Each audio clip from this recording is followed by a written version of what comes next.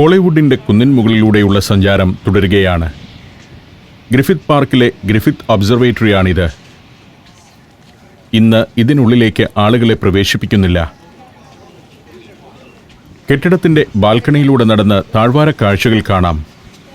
ശാസ്ത്രജ്ഞർക്ക് മാത്രം വിപുലമായ സങ്കേതത്തിലൂടെ വാനനിരീക്ഷണം സാധ്യമായിരുന്ന ഒരു കാലത്ത് സാധാരണ ജനങ്ങൾക്ക് കൂടി ആ അപൂർവ ദൃശ്യങ്ങൾ പ്രാപ്യമാക്കുക എന്ന ഉദ്ദേശത്തോടെ സ്ഥാപിതമായതാണ് ഗ്രിഫിത്ത് ഒബ്സർവേറ്ററി. വാനനിരീക്ഷണ നിലയം എന്നതിലുപരി ബഹിരാകാശശാസ്ത്ര സംബന്ധിയായ വലിയ പ്രദർശനവും ഇവിടെ നടക്കുന്നുണ്ട്. 1933 മുതലുള്ള 2 വർഷം കൊണ്ടാണ് ഇതിന്റെ നിർമ്മാണം പൂർത്തിയായത്. ലാലുവിനെ സെൽഫി ഹരം പിടികൂടിയിരിക്കുകയാണ്. ഒബ്സർവേറ്ററിയുടെ ബാൽക്കണിയിൽ നിൽക്കുമ്പോൾ താഴ്വാരത്തേക്കുള്ള കാഴ്ച ഇതാണ്. വരണ്ട മലനിരകൾ, അതിൻ്റെ താഴ്വരയിൽ വിശാലമായ ലോസ് ആഞ്ചലസ് നഗരം. ദൂരെ നിഴൽ രൂപങ്ങളായി ലോസ് ആഞ്ചലസ് ഡൗൺ ടൗണിലെ അമ്പരചുംബികൾ. ഏറ്റവും വിരസമായ ഉണങ്ങിയ ഈ കുന്നുകളിൽ നിന്ന് തന്നെയാണ് ലോകത്തെ ഏറ്റവും രസിപ്പിക്കുന്ന സിനിമകളും പിറവിയെടുക്കുന്നത്. എന്തൊരു വൈരുദ്ധ്യമാണതെന്ന് ചിന്തിച്ചുകൊണ്ടാണ് ഞാൻ നടക്കുന്നത്. ഇവിടെ കുറേ ചെറുപ്പക്കാർ ഇരിപ്പുണ്ട്. ചിത്രം വരയിലാണവർ. ഐപാഡിലും കടലാസിലുമെല്ലാം വരയ്ക്കുന്നുണ്ട്. ഏതോ ആർട്ട് സ്കൂളിലെ വിദ്യാർത്ഥികളാണ്. പഠനത്തിന്റെ ഭാഗമായ ഫീൽഡ് ട്രിപ്പിലാണിവർ. എല്ലാവരും കൂടിയിരുന്ന് തങ്ങൾ കാണുന്ന ഒരു കാഴ്ചയെ അവരുടേതായ ആംഗിളിൽ വരയ്ക്കുന്നു. ഇവരുടെ പ്രോജക്റ്റിന്റെ ഭാഗമാണ് ഇത്തരം ഫീൽഡ് ട്രിപ്പുകളും ചിത്രം വരയും. ഒബ്സർവേറ്ററിയുടെ സമീപത്തു നിന്നും ഗ്രിഫിത്ത് പാർക്കിലൂടെ സിറിയക് ആലഞ്ചേരിയുടെ കാറിൽ യാത്ര തുടരുകയാണ്. പാർക്കിന്റെ പല ഭാഗങ്ങളും ഇങ്ങനെ ഗോൾഫ് കോഴ്സുകളായി രൂപപ്പെടുത്തിയിട്ടുണ്ട്. വരണ്ട കുന്നിൻ ചെരുവുകളിൽ കൃത്യമായി വെള്ളം നൽകി നിലനിർത്തുന്ന പുൽത്തകിടികൾ. കുന്നുകളിലാകട്ടെ മരുപ്രദേശങ്ങളിൽ കാണുന്ന തരം ചെടികളും മരങ്ങളും. ഗ്രിഫിത്ത് പാർക്കിനെ പലപ്പോഴും കാട്ടുതീ ആക്രമിക്കാറുണ്ട്.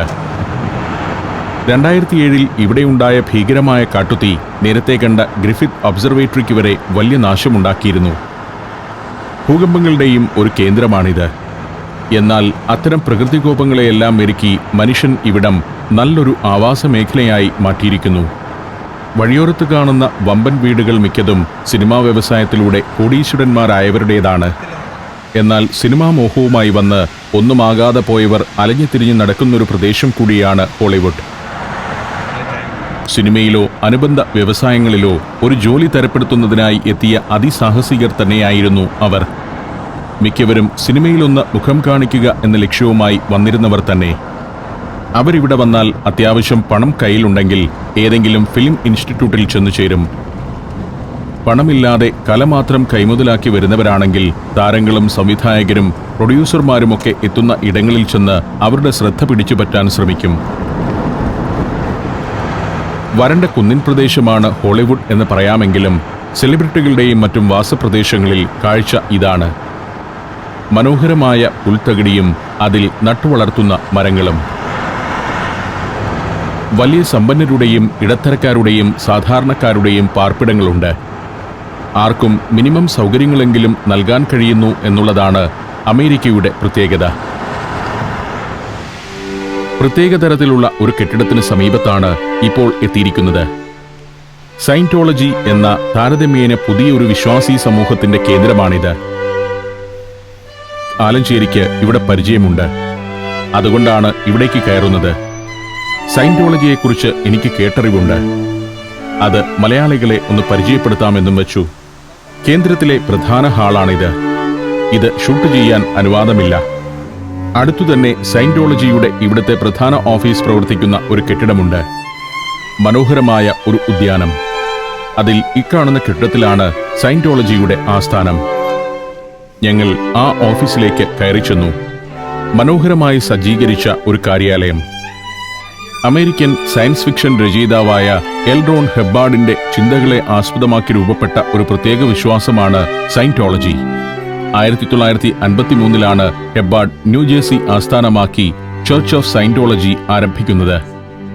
സയന്റോളജി സമൂഹത്തിലെ ഈ സ്ത്രീ സിറിയക്കിന്റെ പരിചയക്കാരിയാണ്. സ്ത്രീ തങ്ങളുടെ സമൂഹത്തെക്കുറിച്ച് വാചാലയായി. ഞങ്ങളെ കൂടി അതിലേക്ക് ആകർഷിക്കാനുള്ള ശ്രമം നടത്തുന്നുണ്ടായിരുന്നു. ഒരാഴ്ച കഴിഞ്ഞ് ഇതുവഴി വരാമെന്ന് പറഞ്ഞ് സയന്റോളജി സെന്ററിൽ നിന്നും ഞങ്ങൾ പുറത്തു കടന്നു. സിറിയക്കിന്റെ കാറിൽ വീണ്ടും യാത്ര. ഇങ്ങനെ പോകുമ്പോൾ സയന്റോളജിയെക്കുറിച്ചാണ് ഞാൻ ചിന്തിക്കുന്നത്. തീറ്റൻ എന്ന് സയന്റോളജി വിശേഷിപ്പിക്കുന്ന ആത്മാവാണ് അവരുടെ വിശ്വാസത്തിന്റെ കേന്ദ്രബിന്ദു. മനുഷ്യ ശരീരത്തിൽ വസിക്കുന്ന വ്യത്യസ്തമായൊരു സംഗതിയാണ് ആത്മാവെന്നും അവർ പറയുന്നു. അമേരിക്കയിൽ മാത്രമല്ല, യൂറോപ്പിലും പ്രചാരം നേടി വരികയാണ് സയന്റോളജി. എന്നാൽ കുറ്റവാളികളുടെ കൂട്ടായ്മയാണ് ആ സംഘടനയെന്ന ആക്ഷേപവും നിലവിലുണ്ട്. 1970കളിൽ സയന്റോളജി സമൂഹത്തിലുള്ളവർ നിരവധി കുറ്റകൃത്യങ്ങളിൽ ഏർപ്പെട്ടിരുന്നു. സൺസെറ്റ് ബൊളവാർഡ് എന്ന പാതയിലൂടെയാണ് ഇപ്പോൾ കടന്നു പോകുന്നത്.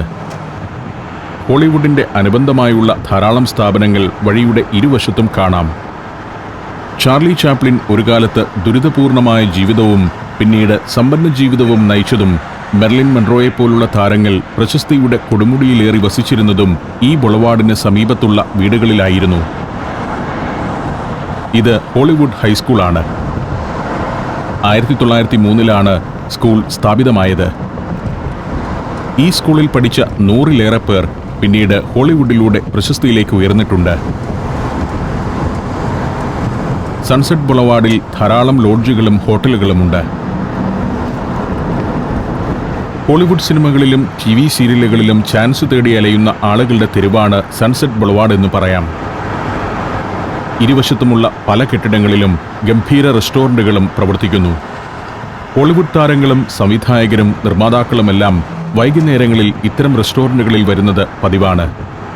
ചാൻസ് തേടി ലോകത്തിന്റെ പല ഭാഗങ്ങളിൽ നിന്നെത്തുന്നവർ പലരും ആദ്യം ചെയ്യുക ഇത്തരം ഒരു റെസ്റ്റോറന്റിൽ പരിചാരകന്റെ ജോലി സമ്പാദിക്കുകയാണ്. അങ്ങനെ റെസ്റ്റോറന്റിൽ വരുന്ന താരങ്ങളുമായും സംവിധായകരുമായി മെല്ലെ ഒരു സൗഹൃദം സ്ഥാപിച്ചെടുക്കുകയും ചെയ്യും. റെസ്റ്റോറന്റിൽ വെച്ച് തന്നെ ചില പെർഫോമൻസ് നടത്തി സംവിധായകരുടെ ശ്രദ്ധ ആകർഷിക്കുന്നവരും ധാരാളം. അപ്രതീക്ഷിതമായിട്ടാവും അവർക്ക് ഹോളിവുഡിലേക്കുള്ള വഴി തുറന്നു കിട്ടുക. പെർഫോമറായ പരിചാരകനോട് അടുത്ത ദിവസം ഏതെങ്കിലും ഒരു സ്റ്റുഡിയോയിൽ വന്ന് തന്നെ കാണാൻ പറഞ്ഞാവും സംവിധായകൻ റെസ്റ്റോറന്റിൽ നിന്ന് ഇറങ്ങുക. അവിടെ ചെല്ലുമ്പോൾ സിനിമയിൽ ചെറിയൊരു വേഷം കിട്ടിയെന്നിരിക്കും. റെസ്റ്റോറന്റുകളിൽ മാത്രമല്ല, സൺസെറ്റ് ബൊളവാർഡിലെ ഓരോ സ്ഥാപനങ്ങളിലും ജോലി ചെയ്യുന്ന ആയിരക്കണക്കിന് ആളുകൾ ഹോളിവുഡ് സിനിമാ വ്യവസായത്തിന്റെ ഭാഗമാകാമെന്ന പ്രതീക്ഷയോടെ ലോകത്തിന്റെ പല കോണുകളിൽ നിന്നും എത്തിയിട്ടുള്ളവരാണ്. ഡയറക്ടേഴ്സ് ഗിൽഡ് ഓഫ് അമേരിക്കയുടെ സ്ഥാപനമാണ് അക്കാണുന്നത്. അവിടെയൊക്കെ താൻ സിനിമ കാണാൻ പോകാറുണ്ടെന്ന് ആലഞ്ചേരി പറയുന്നു. നമ്മുടെ നാട്ടിലെന്ന പോലെ ഹോളിവുഡിലും സിനിമാ രംഗത്ത് പ്രവർത്തിക്കുന്നവരുടെ പല സംഘടനകളുണ്ട്. സംവിധായകർ, എക്സ്ട്രാ ആർട്ടിസ്റ്റുകൾ, നടീനടന്മാർ, ടെക്നീഷ്യന്മാർ തുടങ്ങി പലരുടെയും സംഘടനകൾ. സിറിയക് ആലഞ്ചേരിയെപ്പോലുള്ള ചെറിയ വേഷങ്ങൾ ചെയ്യുന്നവർക്ക് സംഘടനയുടെ ഭാഗമായതുകൊണ്ടാണ് അവസരങ്ങൾ ലഭിക്കുന്നതെന്ന് അദ്ദേഹം പറയുന്നു. ഹോളിവുഡ് പ്രദേശം പിന്നിട്ട് കാർ ഇപ്പോൾ സാന്താ മോണിക്ക എന്ന കടൽത്തീര പട്ടണത്തിലേക്ക് എത്തിയിരിക്കുന്നു. ഞാനും ലാലുവും ഇവിടെ കാറിൽ നിന്നിറങ്ങിയിരിക്കുകയാണ്. ആലഞ്ചേരി കാറുമായി പാർക്കിങ്ങിലേക്ക് പോയിരിക്കുന്നു. ഇവിടെ പ്രശസ്തമായ ഒരു കടൽപ്പാലമുണ്ട്. അതിലേക്കാണ് ഞങ്ങളുടെ നടത്തം. ഹോളിവുഡിൽ കണ്ടതിൻ്റെ 10 മടങ്ങ് ജനമുണ്ട് ഇവിടെ. ഇതെല്ലാം വിദേശികളാവണമെന്നില്ല. ഇന്നൊരു ഞായറാഴ്ചയായതിനാൽ നഗരവാസികൾ തന്നെ കടൽ തീരത്തേക്ക് ഇറങ്ങിയിരിക്കുകയാണ്. ഈ വഴി ഇങ്ങനെ നടക്കുമ്പോൾ പലതരം ജീവിതങ്ങളെ അടുത്ത് കാണാം എന്നതാണ് ഒരു പ്രധാന കാര്യം. വിചിത്രമായ തൊഴിലുകളുമായി ഇറങ്ങിയ ആളുകളെ നടവഴിയോരത്ത് കണ്ടെന്നിരിക്കും. ബീച്ചിന്റെ ഒരു വശത്ത് 100 കണക്കിന് കാറുകൾ പാർക്ക് ചെയ്തിരിക്കുന്നു. കടലിലേക്ക് തള്ളി നിൽക്കുന്ന പിയറിലാവട്ടെ ഇതാണ് കാഴ്ച. അത് ജനസമുദ്രമായിരിക്കുന്നു. ഒരു കാലത്ത് കപ്പലുകൾ അടുത്തിരുന്ന പിയർ തന്നെയാണിത്. പിന്നീട് ഉപയോഗശൂന്യമായപ്പോൾ ഒരു എന്റർടൈൻമെന്റ് സിറ്റി പോലെ കടൽപ്പാലം മാറിയിരിക്കുന്നു. ഏതാണ്ട് 1 കിലോമീറ്റർ നീളമുണ്ട് അതിന്. ഒരു അമ്യൂസ്മെന്റ് ലോകമാണ് ഇന്ന് പിയർ. പിയറിലേക്കും ബീച്ചിലേക്കും എത്തിയവരുടെ വാഹനങ്ങളാണ് ഈ കാണുന്നത്. ഇതാണ് കടൽപ്പാലത്തിന്റെ രൂപം. ഉരുക്ക് ഗർഡറുകൾക്ക് മുകളിൽ മരം കൊണ്ടുള്ള സ്ലീപ്പറുകൾ നിരത്തി ആണി വെച്ച് ഉറപ്പിച്ചിരിക്കുന്നു. നമ്മുടെ നാട്ടിൽ എത്രയെത്ര കടൽപ്പാലങ്ങളാണ് ഉപേക്ഷിക്കപ്പെട്ട നിലയിൽ കിടക്കുന്നതെന്നാണ് ഇതുവഴി നടക്കുമ്പോൾ ഞാൻ ചിന്തിക്കുന്നത്. അതൊക്കെ തുരുമ്പെടുത്ത് നശിച്ചതല്ലാതെ ഒരു ടൂറിസ്റ്റ് അട്രാക്ഷനായി മാറ്റാൻ നമ്മുടെ ഭാവനയ്ക്ക് കഴിഞ്ഞില്ല. കപ്പൽ വരുന്നില്ലെങ്കിൽ കടൽപ്പാലം എന്തിന് എന്നാണല്ലോ നമ്മുടെ ചിന്ത.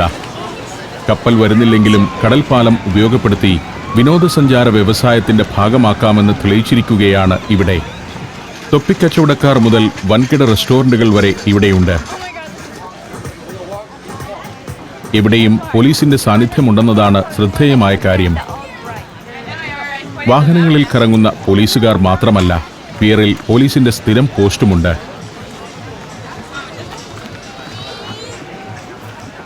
Safari TV. ചാനലിൽ ഹിസ്റ്റോറി എന്ന പരിപാടിയിലൂടെ സംപ്രേഷണം ചെയ്ത ജീവചരിത്ര പരമ്പരയുടെ പുസ്തകരൂപം. 10 മഹാന്മാരുടെ ജീവചരിത്രം ഇതാ ലളിതഭാഷയിൽ സമഗ്രമായി.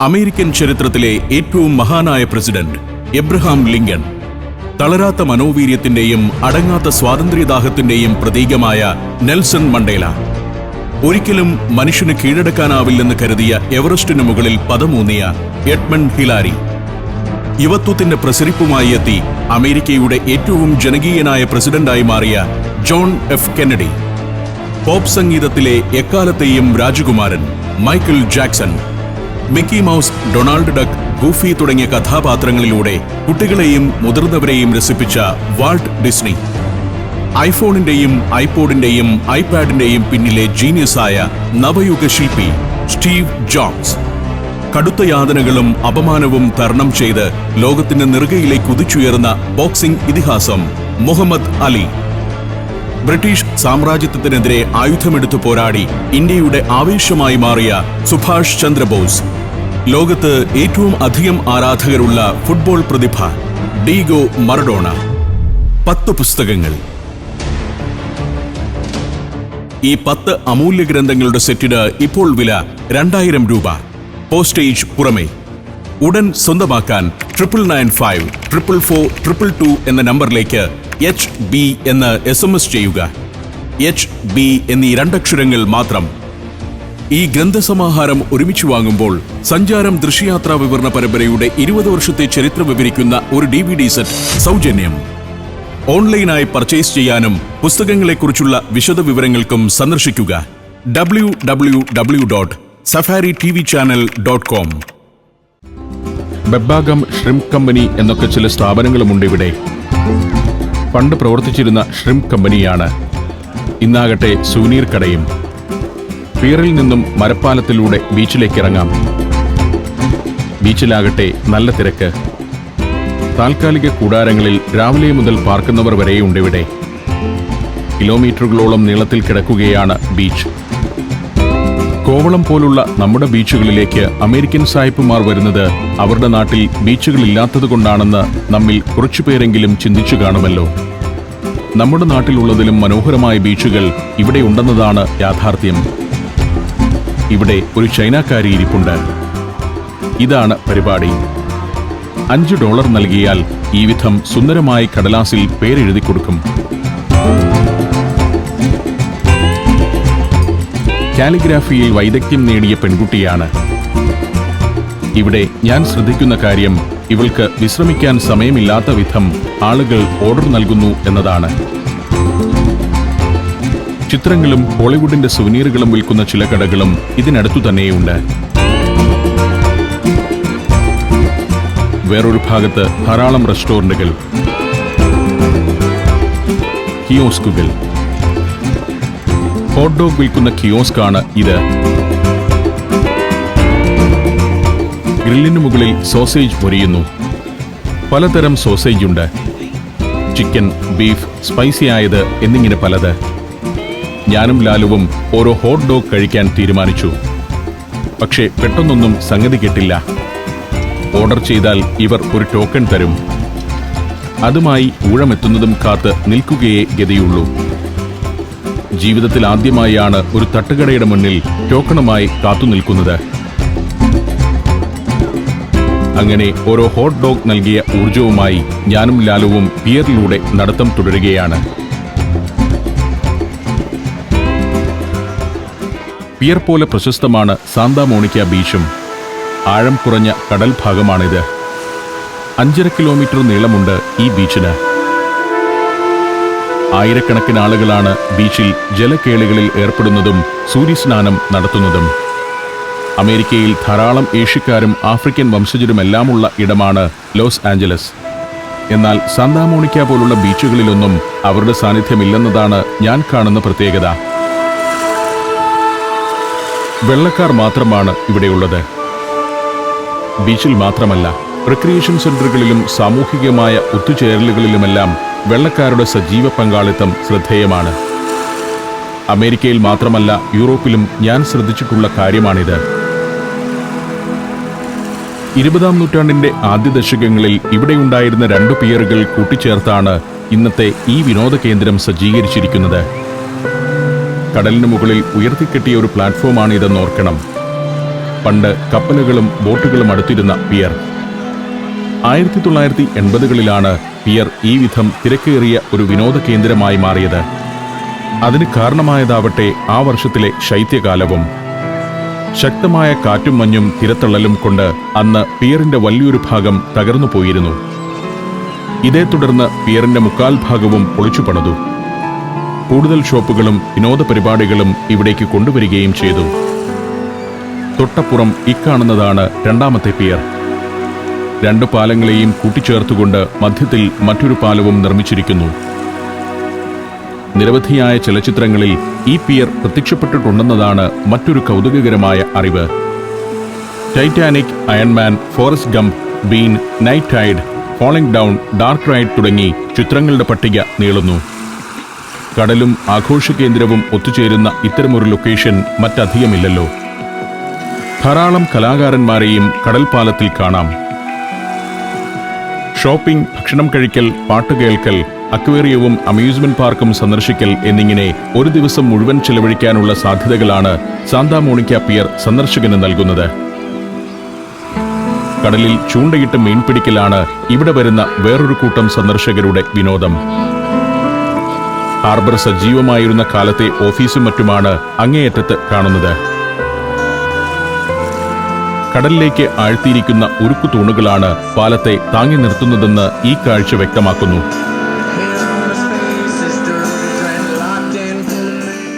ഇവിടെ ഒരു ഗായകനുണ്ട്. യേശുക്രിസ്തുവിന്റെ വേഷവും മുൾക്കിരീടവും എല്ലാം അണിഞ്ഞിരുന്നാണ് പാട്ട്. കൂളിംഗ് ഗ്ലാസ് വെച്ച യേശുക്രിസ്തു. കൂളിംഗ് ഗ്ലാസ് മാറ്റിയാൽ ഏതാണ്ട് ക്രിസ്തുവിന്റെ രൂപം തന്നെയാണ് ഗായകന്. കടൽപ്പാലത്തിലിരുന്ന് പാട്ടുപാടി ജീവിതത്തിനുള്ള വഴി കണ്ടെത്തുന്നു. ഫോട്ടോ എടുക്കുന്നെങ്കിൽ ടിപ്പ് നൽകാൻ മറക്കരുതെന്ന ബോർഡുള്ളതിനാൽ ഞാൻ $2 ഗായകന് നൽകി.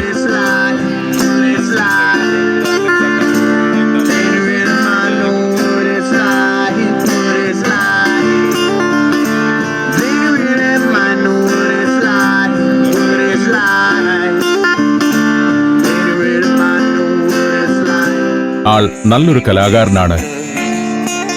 പലരും ടിപ്പ് നൽകുന്നുണ്ട്. പാട്ടുപാടി ജീവിക്കുന്ന അഭിനവ ക്രിസ്തുവിനെ പിന്നിട്ട് നടത്തം തുടരുകയാണ്. പഴയകാല ഹാർബർ ഓഫീസാണ് ഇത്. ഇപ്പോൾ ഫസ്റ്റ് എയ്ഡ് കേന്ദ്രവും ഇൻഫർമേഷൻ സെന്ററുമെല്ലാമായി ഇത് പ്രവർത്തിക്കുന്നു. ഹാർബർ സജീവമായിരുന്ന കാലത്ത് ഇവിടുത്തെ ദിനചര്യകൾ മറ്റൊരു രീതിയിലായിരുന്നിരിക്കാം. ഹാർബർ തൊഴിലാളികളും കപ്പൽ തൊഴിലാളികളും ചരക്ക് നീക്കം ചെയ്യുന്നവരും ഇടനിലക്കാരുമെല്ലാം ആയിരുന്നിരിക്കാം അന്ന് ഇതുവഴിയെല്ലാം നടന്നിരുന്നത്. ഇവിടെ വിശാലമായൊരു ഭാഗമുണ്ട്. വലിയ പെർഫോമൻസുകൾക്ക് വേദിയാവാറുള്ള ഇടമാണ്. സിനിമാ ചിത്രീകരണം കൂടുതലായി നടക്കുന്നതും ഇവിടെ തന്നെ. പിയറിന്റെ ഒരു ഭാഗത്ത് നിരവധി ആളുകൾ ചൂണ്ടയിട്ട് നിൽക്കുന്നു. ഇരകോർത്ത ചൂണ്ട കടലിലേക്കിട്ട് അവരങ്ങനെ കാത്തുനിൽക്കുന്നു. പിയറിന്റെ ഈയൊരു ഭാഗം ചൂണ്ടക്കാർക്ക് മാത്രമായി മാറ്റിവെച്ചിരിക്കുകയാണ്. ചൂണ്ട വാടകയ്ക്ക് നൽകുന്ന കേന്ദ്രവും അവിടെയുണ്ട്. പലതരം ആളുകൾ, പട്ടിയുമായി വന്നവർ, ഒഴിവു സമയം ചെലവഴിക്കാൻ പിയറിലേക്കിറങ്ങിയ പട്ടണവാസികൾ. ഇവിടെ ഇതാ മറ്റൊരു കലാകാരൻ. ലാറ്റിൻ അമേരിക്കയിൽ നിന്നോ കരീബിയൻ നാട്ടിൽ നിന്നോ ഇവിടേക്ക് കുടിയേറി വന്നയാളാവാം. ഇംഗ്ലീഷിൽ തന്നെയാണോ പാട്ടെന്ന് സംശയമുണ്ട്. കുറച്ചാളുകളെയുള്ളൂ ആസ്വാദകരായി. എങ്കിലും പാട്ടുകാരൻ ആവേശത്തിലാണ്.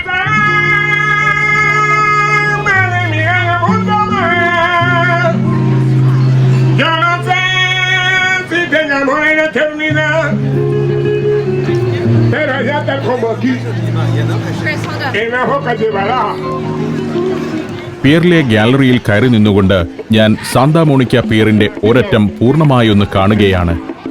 പിയറിന്റെ ഒരു ഭാഗം ഇവിടെ അവസാനിക്കുന്നു. ഒരു കപ്പലിന്റെ ഡെക്കിൽ നിന്നോണം ആളുകൾ പിയറിന്റെ വക്കിൽ നിന്ന് കടൽ കാണുകയാണ്. കലാകാരൻ പാട്ട് തുടരുന്നു. അത് ക്യാമറയിൽ പകർത്തിക്കൊണ്ട് കുറച്ചുനേരം ഇവിടെ നിൽക്കുകയാണ്.